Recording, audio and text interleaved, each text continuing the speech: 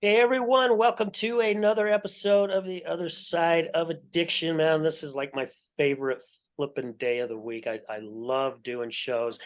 I'm still sad because, as you can tell, we're still not in a studio. However, I still get to do the show, and that's what's most important. We've got a really great guest today on the show, and we're going to talk about you get to look fear in the eyes. And as we go through this show, you guys are going to know exactly what we're going to be talking about. So before I go any further, I would like to introduce Bradley Haws. Bradley, thank you so much for being on the show with us today. Thank you so much, Al. I appreciate this opportunity. You betcha. You know, you and I had a conversation, gosh, a couple of weeks ago, just to see if there's a fit, because I do that with quite a few of my guests. We always have a conversation beforehand. And plus, I want them to know what they're getting into, right? Yeah. And you shared quite a bit with me. And you know, I want to go right off the bat to really looking fear in the eyes. However, reading your bio, just I mean, I've already got goosebumps because it goes back to something that one of our missions on the other side of addiction podcast here that we want to move towards, and it's that stigma. And what's crazy is you even kind of had that stigma yourself, right, of what other people were Yeah. going to think, and it's how you looked or how you were holding yourself or whatever. And I'm just as guilty as well, right? I'm not no innocent pussycat over here. I'm just as guilty of it.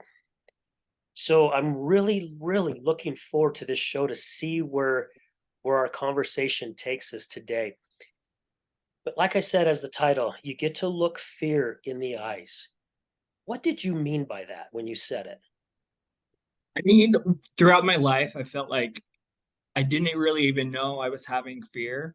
It was just kind of a basis of my life, right? Like very chaotic childhood. I had a brain injury and it made me disconnected from the world. And I just lived my life in fear. And I didn't have someone telling me, like, hey, you have anxiety. That's why I didn't have people helping me understand what I was going through, probably because I wasn't communicating it because I thought it was normal. And then as I go through addiction, it just got extremely worse and PTSD started, all this stuff. But getting sober, I've realized, like, oh my gosh, all these things have been holding me back in my life, right?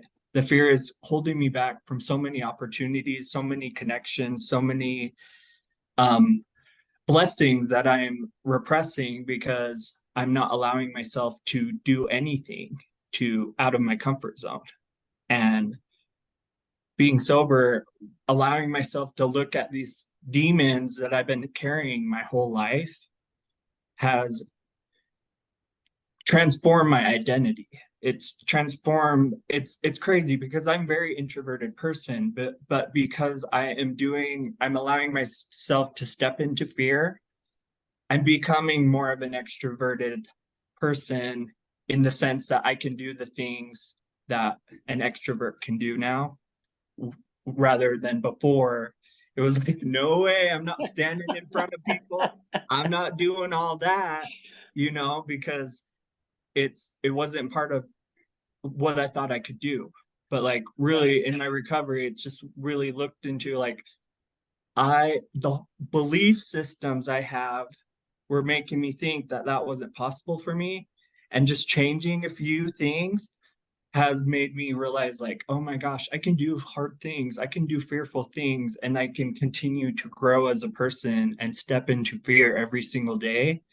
And it doesn't mean I don't have anxiety. It doesn't mean that I'm not scared.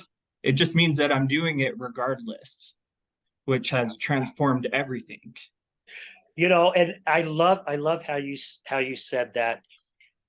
Janan and I, we she loves to watch these series that's like on Netflix and Mm, Hulu and all that stuff, and she likes watching this one called The Witcher, and I'm really getting to like it as well. And this program that was on last night, the Witcher guy said something about fear is evil. It'll eat you up inside. And the best way to attack fear is to hit it head on. And I'm like, oh my gosh, I got to remember that, because Yeah. my good friend Nicholas T. Smith, and as well as Ryan Morris, who's in the Facebook group A Tribe of Giants. If you're on Facebook, I highly recommend checking them out because it is a great group of individuals. And he says that a couple times in some of the shows that he does, and he actually said it, I think, on a podcast he did with me.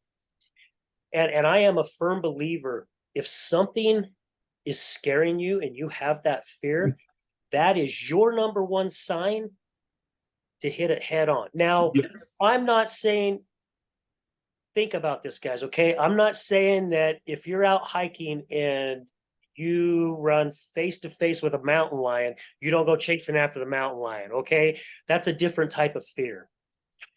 It's the fear of what Bradley was talking about, like getting up in front and talking to people. Oh heck no, right? I'm not going to do it. Then you find yourself doing it. Even with the public speaking that I've gotten, my heart rate still goes up. Yeah. And I still get a little bit of bead of sweat on my forehead, and I get that nervousness, and I'm thinking, oh my gosh, am I really going to do this? Can I really do this? Even though I've done it before. However, it takes a very, very short time. Once I'm up there and words start coming out of my mouth, it's gone. I don't even think about it again. And my belief, just my belief, is it's because I've hit it straight on. Yep. Well, and that's the thing too. I've shared my story in the past, and it's like talking about the past stuff is still kind of hard for me, because there's a lot of crazy stuff that happened. But that the minute I get into recovery, it's like the passion starts, the light in my eyes glow, and people are like, you were shaky in the beginning, but like the minute you talked about recovery, it's like, because that's my whole life now. And it's like, I found passion in this, I found a meaning in life to help someone to use my experience to show other people that it's possible, and it's brought a lot of meaning to my life. And money can't buy that, No. like money cannot buy that feeling I get when I'm connecting with others in the program. Money can't buy that, and yeah, and it's just been super blessing in my life to be able to experience that, because You, you my whole life there was no purpose, and that's why I was like, oh, I'm just going with the motions and not really striving for anything more, because I didn't even know who I was. I didn't know what I liked to do. I didn't know who I wanted to be. Going through an addiction, and I think it had so much purpose. Like I had to go through all that crazy 7 years and then all the childhood stuff, because it led me to finding a purpose in my life, and it led me to like believing in myself. It led me to realizing how worthy I am, and like that I get to use my voice. Like so many blessings have come from the hell I went through. It's sometimes you have to go through hell to find heaven, if that makes sense. My belief systems, heaven and hell is earth, like we're here in it, and we can live in heaven or we can live in hell, and we kind of get to choose for ourselves. Yeah. And it is about the choice, right? Yeah. And you found your why. And you found your why because of the darkness that you have gone through. And having been in the recovery community for the past couple years myself, getting to meet so many amazing individuals like yourself, it is so cool to see the majority of them. They've discovered themselves for the very, very first time in life. And I can't imagine it. And also I can, right? Because I was brought up in a way, you get a high school education. If you don't go to college, you get a job, you stay there till you retire, done. right? Yeah. That's how life is supposed to go. Everything's supposed to be straight and narrow. It's not. No one taught me any different. And I'm not putting blame on my parents, right? Because they only did what they knew best to do Yep. because they just followed their parents' guidance. Yep. There's no rule book in life. No No rule one book. knows what they're doing. Yeah. Like, and that's brought a lot of forgiveness and compassion for me and like the people that have hurt me in my life. Just someone told me that exact thing, you know, it's like no one knows what they're doing. So how can you real truly be mad at someone when this life is so bizarre and like we're in this planet and all these things and we're just doing the best we can. And some Yeah. people, that's the best they can do. Even they're hurting people, that's still the best they can do because that's all they know. Yeah. Until something opens their eyes. Yeah. Right. And Yep. and I've said this, and our listeners are probably getting tired of hearing it, but I love using it. And it's because to me, it has so much meaning. When I went to an AA meeting with Janan, and this guy got up and got his 10, 15-year chip, I don't know what it was. And he said he thanks God every day for making him an alcoholic. And I did. I leaned over to Jan and I said, this guy is effing nuts. And I didn't say effing, I said the real word because Yeah. that's how I thought. I get it now. I understand it because he found his purpose through Yep. it. Yep. And when we go through life challenges, some have gone through a hell of a lot more than others. They're not negative. They're blessings. They are true blessings because when you can start opening your eyes and stop looking through that straw, Yeah. start seeing so many other things, right? And you start seeing other directions that you can go. And sometimes it takes a baseball bat up alongside our head for us to go, I have a choice. I don't have to stay here if I choose to, right? If I choose to stay, that's my choice. If I Yeah. choose to say, you know what, I'm done with this crap. I'm going to go down this road. I don't know what the heck's in front of me, but let's go find out, Right. right? It's like really being consciously aware and accountable for your own dysfunction. Because for so long in my life, I was blaming my mom. I was blaming my dad for not taking me when they got divorced. I was blaming my ex. I was blaming all these people in my life, and there's no accountability for me for like my own dysfunctional life and all the patterns that I do that keep me stuck in this bubble. You know what I mean? And I have no control over these people.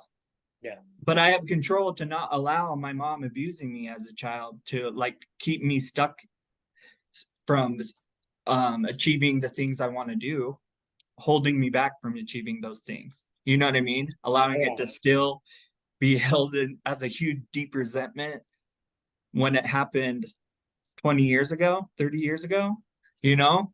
Like it's wild. The minute I woke up and realized like, oh shit, I'm the problem.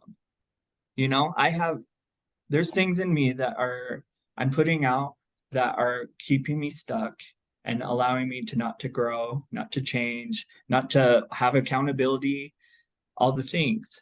And the minute I realized that, and that's you have to realize it before you can change, you Yeah. know? And the minute I woke up and like became consciously aware, that's when I was like, oh my gosh, like I can make decisions today that are going to benefit me in the future, you know? And really going through matter behavioral health, that's it. It saved my life. You know, like when I got there, I had PTSD, sexual abuse, all the things from my addiction. I lived with people that just I'm a very soft personality. So I was surrounding myself with people that were very against who I am as a person. But it's all I had because both my parents passed away and I latched onto these people and I wouldn't let go. Plus, I'm addicted to drugs and they were just feeding me drugs. So it kept me stuck there. Yeah. And the minute I went to Matter and like realized I just had all this PTSD. And it took me a good 6 months before I even started to break down some layers. I did the program the first time and I was there the whole time, and I just knew I was going to go back out. I just trying to get a reprieve. Maybe they'll want me if I come back healthy, like that was my mindset. And but I did learn some stuff when I was there, right? Like even though I wasn't there for the right reasons, I was learning some stuff. And I they were doing these techniques that were bizarre and like, but they made sense to me. Like they're I call it like Hogwarts witchcraft, like school of wizardry. They're teaching you how to be a magician, and it was hard for me to comprehend at first. And but really it's just teaching you to be like use your mind to change your future, right? There's this technique they have called the future timeline, where you imagine your future, all the colors, all the tastes, all the smells, all the sounds, and you create it in your mind. And then you place it on your timeline for you to work towards. And like it just put it in perspective that like, oh, these things that I see in my mind that I can achieve is possible. I just have to have patience and I have to work towards them, and I have to allow myself to continue on the path that will direct me to these goals. And it just opened my eyes to so many cool things. And but I did end up going back after I graduated, and I went right back out, and um it got worse than ever before.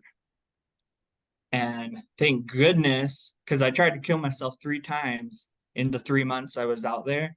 And thank goodness I ended up in the psych ward, because that saved me. If that wouldn't have happened, I probably wouldn't be here, Yeah. because it was that bad. Like it was just because I think the fantasy I created with my ex was shattered, right? So I knew wasn't ever gonna happen between me and him, but I was so attached to the idea that me and him were gonna have this amazing life together.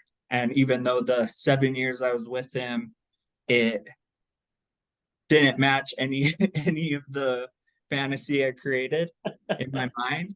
You But didn't have the white picket fence, huh? yeah, all the kids we talked about, all the marriage, all the stuff, but it just turned into like this addiction where I was running drugs and I was the driver. I was the only one with the car, so I was the driver for all these crazy missions that I couldn't handle. Like my personality is just not fit for the drug scene. And then I'm all of a sudden immersed in this world that I have no part in being in. And it really just slowly took my soul. Like every day, a new piece of me would leave, and like more PTSD would come from the traumatic situations I was being put in.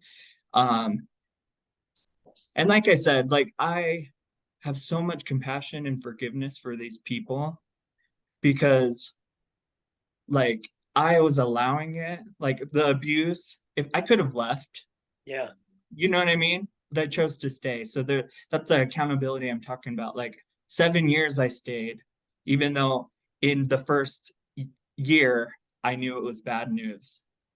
So like that, I have to own that. Like I allowed it to go on for way too long, and that's my bad. Well, again, it goes back to that fear, right? Yeah. From where we started the show, it goes back Yep. to that fear going, if I leave this world that I'm in right now, even though I do not like being in this, I don't know where my life's going to be. Yep. And you said it earlier, I think twice, I don't even know who I am, Yep. right? I don't who is Bradley and Yep. what have I accomplished in my life? And Yep. again, the accountability. It's my life is this way because of this Yeah. person. Yep. And I understand why it can go that direction, and Yeah. again, having that fear, it's like I I have some lady friends who have gone through some bad relationships, right? Mhm. And my wife's one of them, right? My wife went through some abusive relationships, verbal and physical. Yeah. And luckily, the way things turned out for her, she was able to get out of them, or they just ended up leaving. However, how many of us, like you said, we stay stuck there because Yep. they think it's going to change, right? They think, Yeah. oh, okay, well, it's not always going to be this way. So I'm just going to stick around. And then another year has gone by and you're going, well, nothing's changed yet, but it's Yeah. going to change that, Yeah. and it goes back to me like, I even had someone tell me this once. I was talking to him about what I went through when Janan was in her addiction, right? When she was in the depth. I had a little bit of PTSD as well because of just all the chaos that was Yeah. in my life on a daily basis. I continue to do the exact same things over and over and over. And I did it for 7, 8 years. And one of my Yeah. buddies said, how did it work out for you? Yeah. Well, apparently not very well, even though I'm a slow learner, right? I guess. Yeah. However, I kept thinking, she'll get it this time. She'll get it this time, Yeah. right? Not realizing I'm not the one that can change her. She's the only one that she has to make that decision. As we were talking, I think before the show, it's time to take a different path, Yeah. right? And I'm scared to death of where it's going to go. Yep. However, it's got to be better than this. Yeah. One of the a YouTube video YouTuber that I watch, she talks about the X paradigm is like the old behaviors, the old patterns, the old um same choices leading you to the same experiences over and over and over. And the Y paradigm is the unknown, right? It's the new choices. You don't know where it's going to lead you, where these new behaviors, these new decisions, the new path that you're taking, you have no idea where it's going to take you. But the beauty of it is new experiences, right? We're not meant to live in this time loop, repeating the same decisions and the same kind of people and the same abuse over and over. It's supposed to be this vast experience being alive, where we get to experience so many beautiful new opportunities, new people. Um, and it's really about taking that leap of faith into that new paradigm where um, you're not allowing yourself to be stuck because there's no way to live. I did it for 7 years. It was like a time loop of because I'm a very codependent person and like my ex was very the the person that needs all the attention. So we really were a perfect fit, you Mhm. know, because I needed that validation, he needed that attention. So like it worked together for a while. And until I realized like, okay, I don't have to be that way. And I don't know where I was going with that, but um yeah, I don't know Just where. just on making the choices, right? And being Yeah, being stuck in that realm. It's like the Bill Murray movie Groundhog Day, yeah, right? yep. We just Oh, get up. he would what I was gonna going with it is he would give me just enough attention to keep me satisfied and then he would disappear, like blah blah blah, keep me hopeful, right? Just enough. And the bare minimum is not good enough for me anymore. You know what I mean? And someone's gonna have to be pretty freaking special to get me. I'm sorry, like, and There you go. Yeah. I, someone's gonna have to be pretty special because, like, how much love I have to offer the world, and how much, like, even before becoming in recovery, I've always been a kind-hearted, loving person. I just don't allow people to see it because of how many times I was hurt. I was like holding it. No one gets to see my love. Like no one's gonna use it against me, right? And like finally getting into that relationship, I was like, you get to see it all, and it ended up being a person that wasn't worthy of it. Yeah. That is such a key point, Bradley. Really, we all deserve to have the love that we're looking for. We do. We all deserve it. We do not deserve to be in a relationship that is abusive, physically or verbally. right? We don't deserve, none of us deserve to be treated poorly Yeah. at all. And you know, the world definitely can be a nasty place out there. And I know it can't all be good.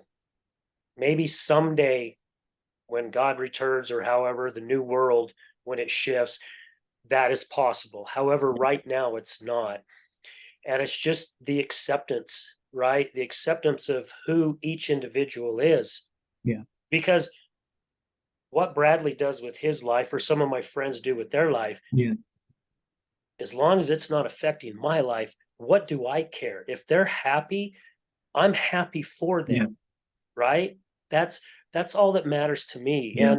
And you know, I've had some friends that have ended up being very, very successful. A place where I'm working hard to go to, right? And Yeah. there's all kinds of different ways of looking at success, right? Success comes in all kinds of different cups and bowls, and yeah. And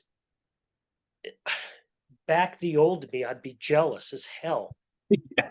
Now it's like, you know what? They worked their Clapping butts off people to up. get there. They damn right, applaud them. Yeah. Right? Good for you. I am so happy for you. And you know, I won't bring up names or anything like that, but you know, I've got some cousins who have done very well for themselves, and I hear it from a certain individual in the family. Well, they make six figures, and it's like, you know what? That is awesome. Good for them. They deserve it.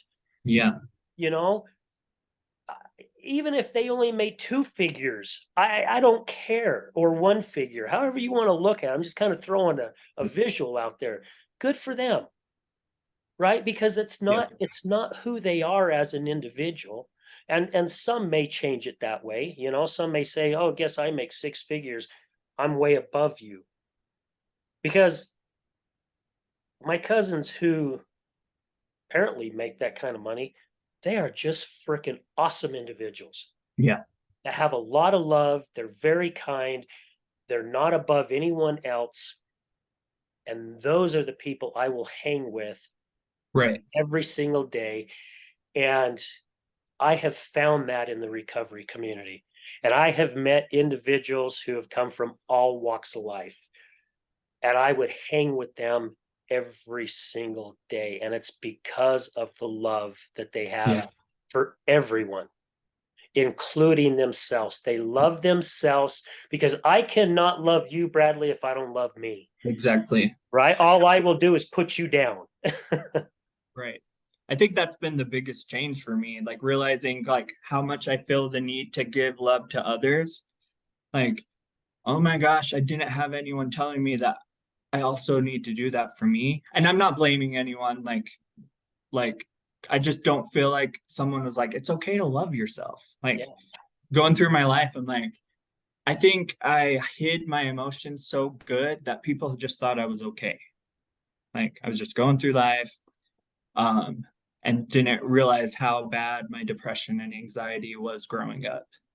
Um, but like it wasn't until I graduated Matter and went to sober living and was in IOP with Jackie Mann, and she just noticed, she's like, I think I don't remember the context of the conversation, but she was like, all right, here's a challenge for you. Here's a mirror. You're gonna tell yourself I love you to yourself in the mirror for 3 minutes. I was like, what the hell? Yeah, What? right. What? What? I'm not doing that. And she's like, no, you're doing it. And we'll time you and just say it out loud. So I started doing it. And it's crazy. I don't think I've ever just told myself I love you until that moment. And I just started breaking down crying because it's like it was like a wake up moment. It's like, holy shit, I do not love myself. You know, because that was so hard for me to do. It was so hard to look myself in the eyes and just say, I love you, you know? Yeah. And I was so grateful for that moment because it really opened my eyes. Like, oh, I have some work to do, you know? I have some work to do because that's not okay. That's not okay to go through life this long, almost 31 years, you know, and Yeah. not love yourself the whole time. That's crazy. Just and think how many thousands and thousands of people, millions, actually millions of people Yeah. out there that are doing that, right? Yeah. And even forgiving yourself, it's Yeah. part of that that self-love. You Yep. know, I've said in some of my public speaking that, you know, I I finally hit my knees and told God, man, okay, just like Carrie Underwood's song, Jesus Take the Wheel. It's like I am not taking my life where I want to go. And apparently I'm doing a crappy job at it. So it's yours now. You lead me in the direction I'm supposed to go. I'll just follow. Leave the breadcrumbs. I'll follow them. Right. And I remember when I did my fasting because I wasn't getting the answers that I was looking for. As a matter of fact, I wasn't getting any. Yeah. And so I did this fasting. And I remember afterwards, immediately the word forgiveness kept coming up. And I remember saying to my father, I'm like, you want me to forgive her? Oh, heck no. No way, because we're in financial issues because of her. This has happened because of her. This has happened because of her. I mean, I could have went on and on and on and Mhm. on. And that word just kept getting me. It's like having that little teeny rock in your shoe when you're walking and it just hits that soft spot in your shoe, right? And it's irritating the crap out of you. And you take your shoe off and you shake it and you think you got it and you put your shoe back on and you get walking and it's there again. That's what it was like for me. Yeah. And my light bulb finally went off. I get emotional talking about this. Yeah. It wasn't forgiving her, it was forgiving me. It was forgiving me for all the mean things I said to her. Yeah. It was forgiving me for a lot of stuff that I had done in my past, right? Not even realizing it. The forgiveness was for me. Once I started to learn how to figure out how to forgive myself, she came right in, right? The relationship just started slowly coming back together. And again, that's part of that self-love, right? And Yeah. taking the responsibility that you said earlier in the show. You know, we made our own choices. And really, if we're strong enough, no one can make us do or feel any way than the way we want to make ourselves feel. Right. You know, if I say, Bradley, you really piss me off, well, you're not really pissing me off. It's just the way I'm taking it. I'm choosing to be pissed off instead of just going, okay, well, this is what it's making me feel like. I need to evaluate this, right? I need to evaluate and go, okay, what is it really that's bothering me? Yeah. And they teach that in recovery. And I'm glad that you mentioned Matter because I love Janie Marvin a ton. I love Jackie, Colby, Whitney. Yes. They're individuals who I all met through Matter. They are just phenomenal individuals. I love every single one of them. I respect every single Yeah. one of them. And to see the work that they're still out there doing with helping others bring their energy back into them is just amazing. Yeah, I had the opportunity to work with Jackie and at Matter, and it changed everything for me. It taught me confidence, it taught me how to run groups, it taught me the computer skills that I use today in my current job. Like I don't think I would have been able to get the job at Odyssey if I didn't have that experience at Matter.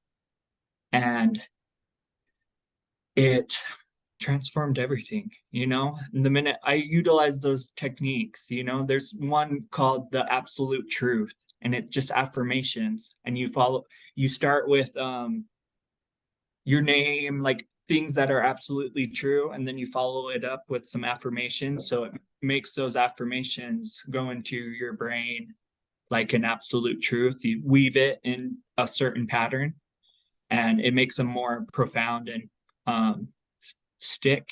And I do those all the time. And it's feeding my brain some positive things, because my whole life, I have 31 years of negative self-talk. It's not going to take one day to fix that. No, You know come what on. I mean? It's a lot of little things I got to do to stay up on that, or I just fall right back into the old thinking. Yeah. And I think Colby he told me once, he's like, it's like we have these old behaviors that are redwood trees. and they're huge, they have deep roots, and we're in recovery and we start planting these baby seeds. Which tree are you going to go to? Unless you're consciously choosing to go to the baby tree, you're going to go to those redwood trees, because that's how our subconscious works. It's automatic. You know, you go to those old behaviors unless you're consciously paying attention and being in the present moment and allowing yourself to choose those new behaviors and those new things that are going to help you get out of the old thinking and the old patterns. Yeah. A really good book that helped me with that same type of stuff was a book called Conscious Creator. Okay. It is a really good book. I've read it twice, and it's a lot thicker than when it started because of all the dog ears that I have on it, you know, and highlights. And like you said, you have 31 years of negative thinking. It's not going to happen overnight. It takes those baby steps. However, when you start being conscious of what your head is thinking, slowly but surely that stuff starts diminishing. Yep. Now, subconscious, like you said, has a way of surfacing really quick, right? Really quick, It man. could be a smell, it could be something said, or it could just be something that's happening in front of you that surfaces that very, very fast. However, when you're conscious, you catch it. Yep. And you might even think of it for a couple minutes or so, and then you finally, oh my gosh, what am I doing? All right, nope, time to sweep you away again, right? Yep. This is how I need to look at it. Or, And it or makes, even recognizing that it is a pattern and it is like a program in our mind. Mhm. So when I'm like, oh, I hate when I do that, or oh, I don't think I look very good today, it's like, oh wait, that's just the old patterns and the old programs talking. It's not necessarily me. Right. I am the consciousness. The thoughts are the the waves that are going, or the connections in our brain that are on a time loop, just saying the same things over and over again. And if you're aware that, oh shoot, that's just my brain talking, that's not Mhm. necessarily how I truly feel, you know, that wakes me up every time when I can catch it like that. Yeah. And that's a good way of putting it. You know, my buddy, again, going back to Nick, when he was on the show, he talked about that we can unplug whatever neuron we want to unplug, right? Whatever thoughts Yeah. going through it. And I just did a show a couple of weeks ago where the person I was interviewing, she said that we have seven, and I'm pretty sure I'd have to go back and look at my notes, but I'm pretty sure she said this. We have 7 billion neurons in our brain. 7 billion. I made a joke. I'm like, That are firing all at I'm like, once. who was hired to count all those? Right. Right? However, just in a joking way. However, it's like Nick said, we can choose to unplug, right? So picture this. If you're vacuuming your house and you plug your vacuum into an outlet and the outlet's all worn, right? And it's loose and it's constantly your vacuum stopping. It's not that it's come all the way unplugged, it's just that it's come loose. And we go in and we shove the cord back in and we get vacuuming again, then it stops again. It only happens a couple times, and then what are you going to do? You're going to unplug that doggone thing and you're going to go find an outlet where it fits in nice and snug. Right. Then your vacuum works perfectly the rest of the time while you're vacuuming. In my eyes, it's the same thing with what's going on in our brain. If there are things that I am working on because I have been programmed in my life how like finances are, right? All I have been doing is scaring finances away from me because of my thought patterns. Yeah. And I am working so hard to unplug every one of them sons of guns and plug it in a new outlet and looking at life in a different way. You know, and it's not that I want to be a millionaire tomorrow. No, that's not what I'm saying. There's just certain thought programs that I have. And you know, it's like some of us out there may say, you know what, I can't do this because I can't afford it. Well, if you can't afford it, you're never going to afford it, right? Because you're putting that out there, Yep. right? I've had to change that to where there's times when things are pretty tight, and instead of saying that, I'm like, it's just right now is not a good time. Because I'm taking that negative part out Yep. of there. And when we are always telling ourselves that, like you said, oh, I look terrible in this outfit. And Yep. that's another one. You use the word that I don't like using. You use the word hate, right? I hate how this happens. That is completely out of my vocabulary. Because even though I say it so innocent, it's like, oh, I hate the way these shoes look Yeah. on me. I'm putting that out there, Yep. right? It's a So very negative word. yeah, and Colby from Matter taught me this about but, Yep. right? But cancels things out. Now Yep. you can use it in a positive and a negative. So it's like if I'm mad at my wife and I say, I love you, but you're really ticking me off. Well, I just canceled out the I Yep. love you. Now, if I say, you're really ticking me off, but I love you, I've changed it. Yep. And when he said that on the show, it blew my mind. I was like, Yeah. oh my heck. Well, it's crazy because the words we use are powerful, and like it's it's all subconscious. Us talking, if we consciously were aware of what we were saying, we would be thinking about every word we said, right? But it's natural, it just comes from the subconscious. So the words we use, like Matter teaches, it it gives us a lot of feedback for ourselves, right? If we're saying but a lot, or if we're saying I want, I want, I want, I need, Mhm. it's literally giving us feedback to where our headspace is.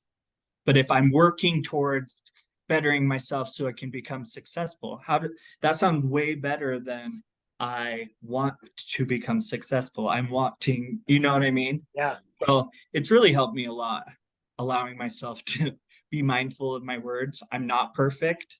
I do slip up and say words, I do but too. like, it's but it's the awareness factor, The more I'm working my program, the more I'm spiritually connected, the more I'm praying, the more I'm asking for guidance and meditating, the better my thoughts are, you know? Yeah. Amen to that. So I want to back up here just a little bit if I can, Bradley. Yeah. So I talked about in the show at the beginning of the show about one of our missions is to get rid of the stigma. And going through your bio, my gosh, you had so much going on in your life. A lot of people who may not know what you shared with me when we first had our kind of initial conversation, that you drowned when you were 6 Yeah. and you were brought back to life, thank goodness. And your mom and dad get divorced, right? And your mom's sexual preferences went in a different direction, and you have fallen into that thing too. And I just can't imagine feeling all this pressure of wanting to be you or figure out who you are as an individual. And again, going back to that fear of going, however, if I do, you're already visualizing this is where my life's going to Yep. go, and it's not going to go very well, right? Yeah. Even though you don't know that. However, I can understand why so many of us go that direction. Yeah. So again, it goes back. You fell into drugs right out of high school, right? I mean, you were Yep. kind of a late bloomer. Most people that come on the show, it started happening right around puberty time, around, the 11, 12, 13 years of age when they first started drinking or doing drugs, and it took them into the adulthood. I did start experimenting with alcohol young, Okay. but it was 19 when the mushrooms, weed, partying every day stuff happened. Yeah. Yeah. So that's what I want this part of just this message, to be talked about again. It's that stigma, Yeah. right? And we didn't really go into the depths of all your stuff that you had in your bio, which is good. It's okay with me. It's fine, because what we talked about, I think, was very, very needed. Again, you and I were talking about that before we started the show. It's like I just ask God for guidance and help, and to take the show where it needs to go, right? And however it goes, that's the way it's supposed to go. However, listeners, especially if you're on the other side and you're one of the ones just like who I used to be, go downtown, see the addicts, the unsheltered, the Yeah. alcoholics, get your crap together, do something with your life. It's not the drugs and the alcohol, right? You were masking a lot of pain. You were masking a lot of turmoil, a lot of trauma. You were masking abuse, right? And being put down in life. And now who the heck wouldn't want to numb themselves to get out of that, to get out of your own head, which Yeah. what we've been pretty much talking about the whole show. So I want our listeners to know, again, like I said, those on the other side, don't be so doggone quick to be judging at all, because you don't know what the individuals have gone through. And if you watch this show and watch a lot of the guests that we've had on, you will understand that, because some of them have gone through. I mean, you brought up Jackie a couple times, right? My gosh, Jackie went through Yeah. a ton of stuff. I mean, when she was on my show, tell me, I think my I think my chin was on the floor just going, I'm like, you got to be kidding me. You would not know that now. If you met her now for the very first time, you would have no clue what her past was like.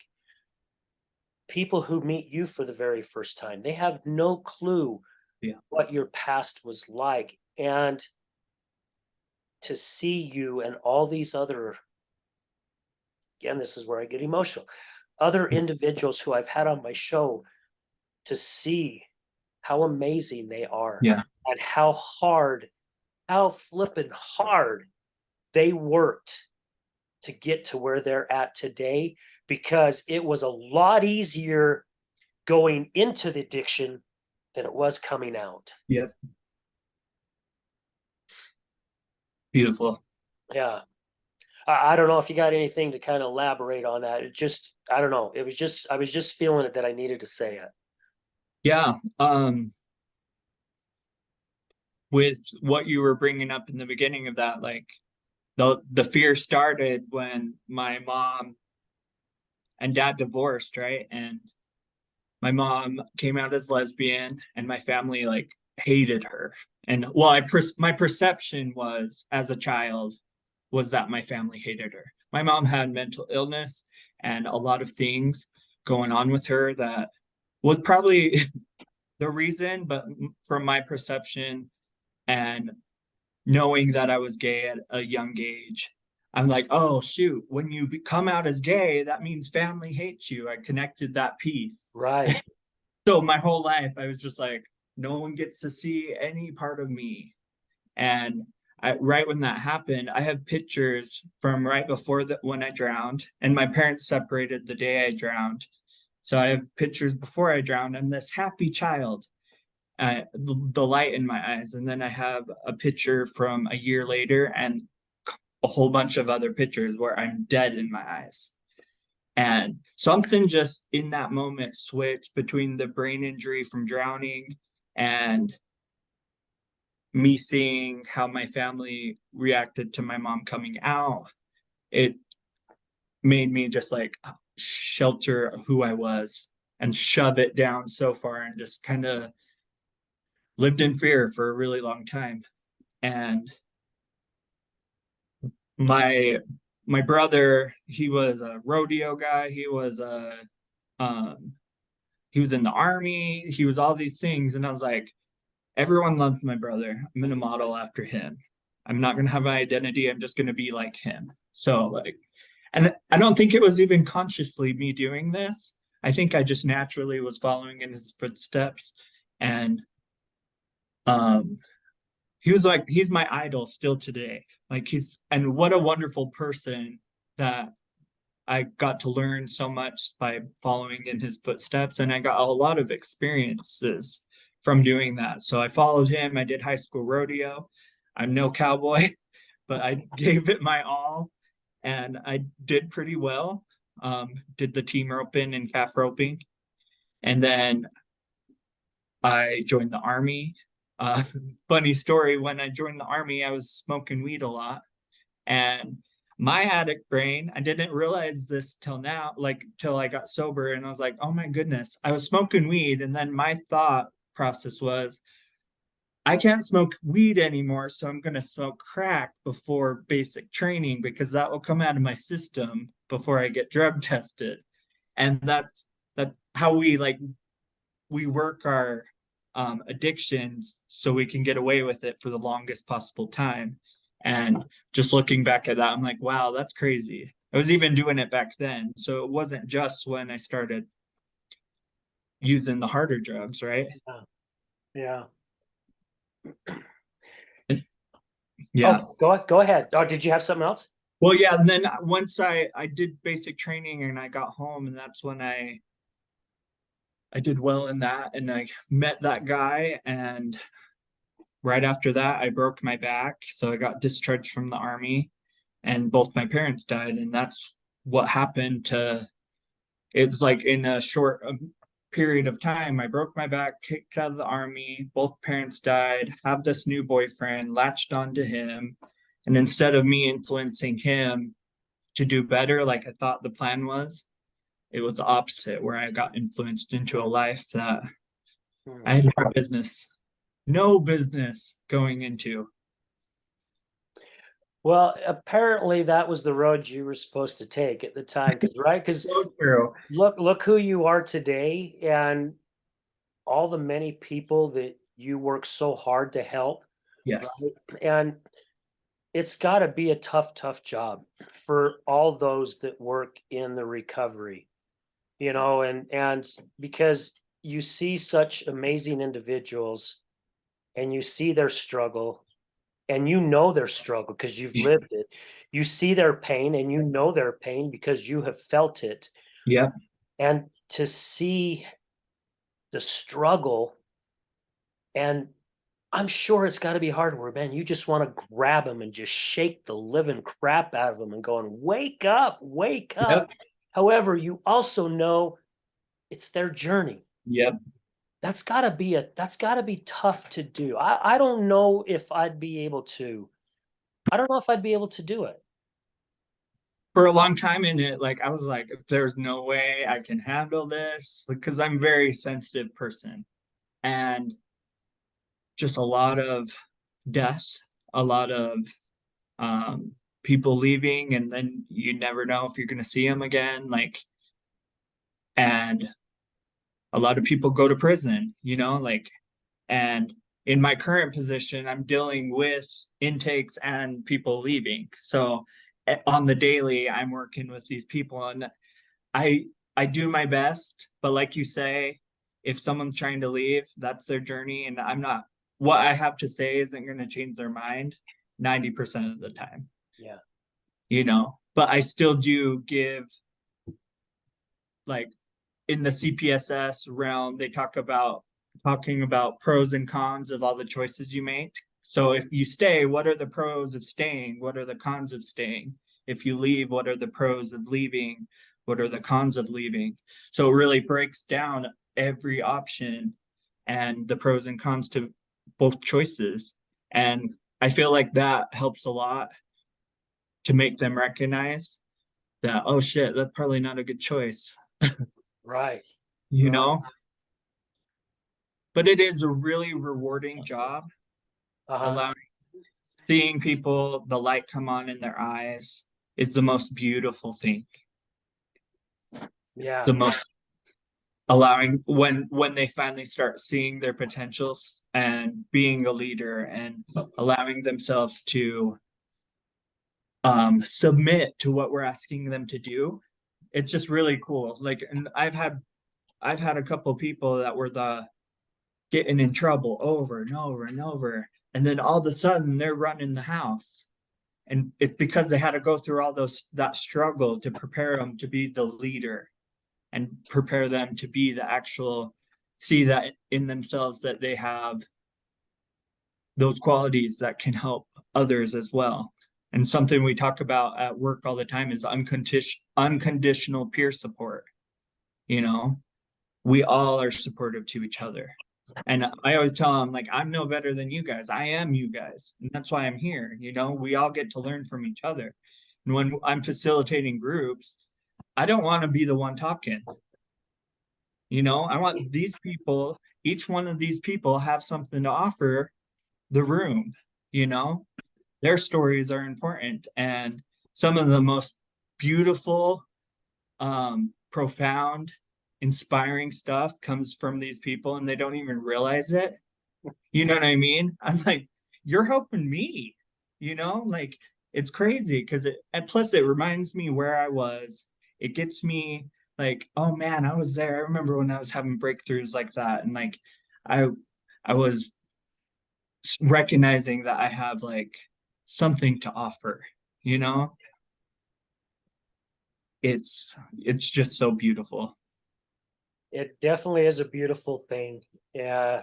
You know, Jeanette and I went to an event at the Other Side Academy a couple months ago, and it was one about second chances, right? They had Destiny Garcia there from Clean Slate, Utah. And oh my gosh, I'm trying to remember the other guy's name. He's well known in the recovery community. I think his name is Brian, an older gentleman, Harley driver. Yeah, gosh, now where was I going with this? Oh, I was there and I was talking to Dylan, who works there at the Other Side Academy.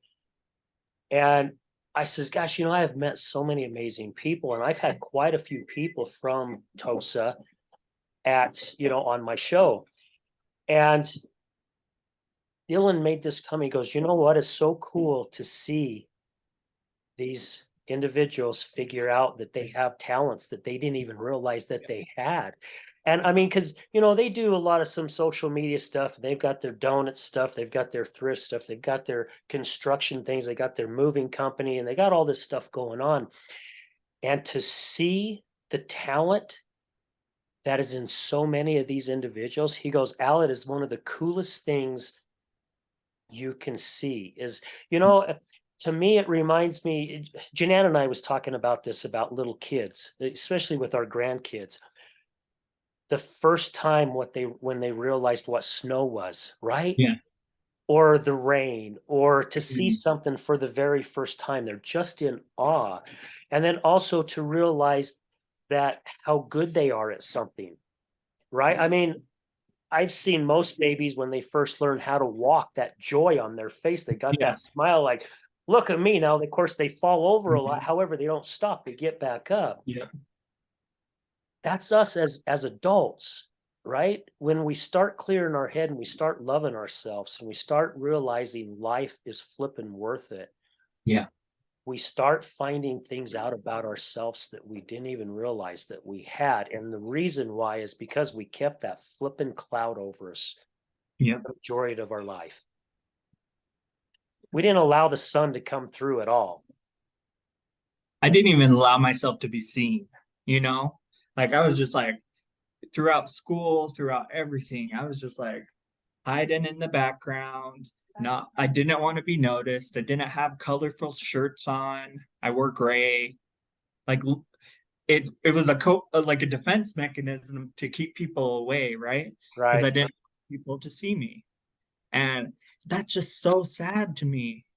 How long I lived in that because being around people today and like it took me a while in my recovery to find my people. Like even the first year I was doing AA meetings at candlelight because it was dark and no one could see me. You know what I mean? But slowly but surely I was like, okay, I'll chair the meetings. And through that, like all of a sudden, like I'm chairing a different meeting in the daylight, and then I'm sharing my story. I have a sponsor who asked me to share my story, and there was like 40 people there, and I'm scared as shit, but I did it, and I keep doing these things, and like all of a sudden, I'm like, holy shit, I am doing it. Why am I allowing the fear to like control me up to that point? Like I still Yeah. did it. So like it just really taught me like I don't have to let the fear be so profound, you know? Like it's gonna be there. Like I'm just an anxious person and I the still get PTSD triggers and all this stuff, but like I'm not stopping, like I've created this future of what I'm working towards. And it's going to take a minute, it's going to take a minute, and that's okay. There's so much I need to learn and grow and allow myself to like experience before I don't want to say deserve, but I'm ready for that. Yeah. There's so much, many little things I got to do before I can get there. You know, um, but yeah, AA has been a huge part of my story. I not in the beginning, I didn't really define myself as an alcoholic, but over time, I'm like, oh shoot, it's everything. I'm addicted to more. It's like, so but AA was the foundation that helped me find a spiritual connection. I say God, but God doesn't really resonate with me. Um, it's the higher power, it's that true self that I'm working towards being. It's all these things, it's the universe, it's the breeze when I have my window down and the breeze is hitting me when I'm driving. That feeling I get when that happens, that's like my higher power, and it's just so beautiful. Yeah. You know? And Now to pass that to other people, and I've seen people in my whole experience find their own higher power, and and following in my footsteps, which is bizarre, because I still have imposter syndrome where I'm like, do you really want to do that? I don't know, right. but it's working, right? Like it's working for me, and like I keep getting people that want to follow in my footsteps. So it's just about finding something bigger than you to guide you, whatever that looks like. And like that's what I love about AA. It's like we all get to define what that means to us. No one's telling me to believe in a God or a higher, like all the Yeah. things. I get to decide, and what I have works for me. And that's all that matters. And you're 100% right. That is all that matters, because who am I to try to tell you differently, right? I mean, and who are you to tell me differently? Exactly. Because if it's putting a smile on my face and it fills my heart full of joy and love, again, that's all that matters. And again, this is your story to write, not for me to write it for you. And I just I think one day people will start realizing that, and Janan and I, we like to use the phrase around our house every once in a while. It's like, stay on your own side of the street. Right. There's no reason for us to veer over, because if you do, it's not probably going to end up very well, right? I mean, if you're driving down the road and you veer off on the other side of the street with oncoming traffic, your chance of getting in an accident's the same, it's pretty high. And it's the same way, right? If I start going over to your lane to try to tell you how you're supposed to live your life, it's not going to be very pretty for me. Right. It's just going to cause more issues. And not only that, it's like, what are you trying to avoid in here if you're so focused on other people's shit? Yeah, You're running exactly. from something, and that's a big thing Whitney taught me. It's like, it's when we're focused on our world view, we're hiding from something in here, you know, Mm-hmm.